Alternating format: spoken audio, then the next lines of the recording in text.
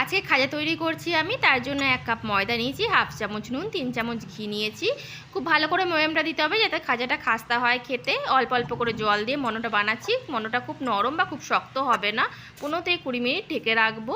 এরপর 1 কাপ জলে আর 1 কাপ চিনি দিয়ে শিরাটা করে নিচ্ছি। বাটিতে 2 চামচ ঘি, 2 চামচ কর্নফ্লাওয়ার, 2 চামচ সাদা তেল দিয়ে ব্যাটার তৈরি করলাম। পাতলা করে রুটিটা বেলতে হবে, তাও আবার কর্নফ্লাওয়ার দিয়ে, ময়দা বা আটা দিয়ে বেললে চলবে না, খুব পাতলা করে।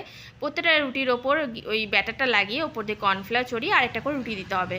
আমার 7টা রুটি হয়েছে, তাই প্রত্যেকটা রুটি এরকমভাবে করে নিলাম। এরপর ব্যাটার দিয়ে রোল করে নেবো। দেখতেই পাচ্ছেন এরকমভাবে রোল করে নিতে হবে আর খুব হালকা হাতে করতে হবে। তারপর খাজার আকারে পিস পিস করে কেটে নেব।